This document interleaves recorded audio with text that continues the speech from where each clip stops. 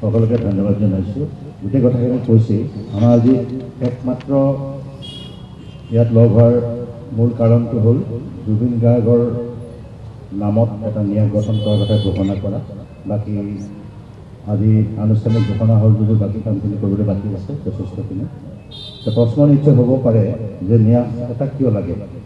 ন্যাস এটা এইকাৰণে লাগে যে জুবিন গাৰ্গৰ যি বিশাল সৃষ্টিখণ্ড, সেই খণ্ডৰ চৰ্চা, প্ৰসাৰ আৰু গৱেষণাৰ কাৰণে জুবিন গাৰ্গ ন্যাসৰ অত্যন্ত প্ৰয়োজন। আগৰ পৰা কলাগুৰু ফাউণ্ডেশ্যন আৰু অভিনয়া জৰিয়তে বিভিন্ন ধৰণৰ কাম আচলতে কৰি থকা হৈছিল। জুবিন গাৰ্গ ট্ৰাষ্টৰ জৰিয়তে গোটেইখিনি সংগঠনৰ মাজত এটা আন্তঃ সম্পৰ্ক এটা স্থাপিত হ'ব আৰু এটা আমব্ৰেলা সংগঠন হ'ব এই জুবিন গাৰ্গ ন্যাস।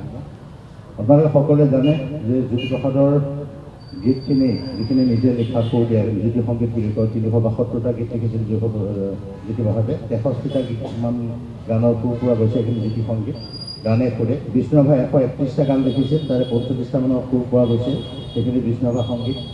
আৰু ভূপেন হাজৰিকাৰ প্ৰায় 350-347টা যুগ আৰু কেইবাটাও তেওঁ লিখা আৰু সুৰ দিয়া।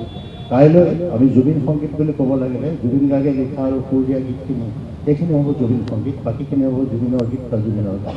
বহুত গান গাইছে, বিশাল আচলতে। এই জুবিন সংগীত আচলতে জুবিন গাৰ্গে নিজে কৈ যোৱা মতে 5000মান গান নিজেই লিখিছে আৰু সুৰ দিয়া গানটো ঢেৰ হ'ব। সেইটো বহুত বছৰ আগতেই কৈছিল, সেয়া নিশ্চয় ইয়াত দুগুণ হৈ গৈছিল।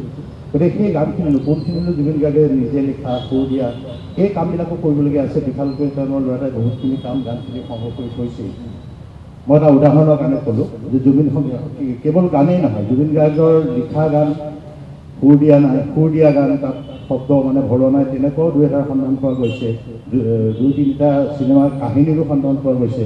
এই গোটেইখিনি লৈ জুবিন গাৰ্গৰ সমস্ত সৃষ্টিৰ চৰ্চা, গৱেষণা আৰু প্ৰসাৰৰ কাৰণে জুবিন গাৰ্গ ন্যাসৰ অত্যন্ত প্ৰয়োজনীয়তা আছে কাৰণে আচলতে এই ন্যাস গঠনৰ সিদ্ধান্ত লোৱা হৈছে। আৰু এই ন্যাস যদিও পৰিয়ালে বন্ধুবৰ্গৰ সহযোগত গঠন কৰিছে, এই ন্যাসক আগবঢ়াই নিয়াৰ দায়িত্ব কিন্তু আপোনালোকৰ, আৰু আপোনালোকৰ জৰিয়তে সেই কামৰ বাবে আমি অসমৰ ৰাইজকো অনুৰোধ জনাইছোঁ। আমাক দিহা পৰামৰ্শ দি ক'ৰবাত যদি জুবিনৰ অপকৰ্ষিত গীত, অৱহেলিত লেখা, অৱহেলিত কবিতা কাৰোবাৰ হাতত আছে, ন্যাসৰ লগত যোগাযোগ কৰি সেইখিনিত সহায় কৰিলে আমি মানে জুবিন গাৰ্গৰ সৃষ্টিৰাজি প্ৰকৃত বিশ্লেষণ কৰা হ'ব।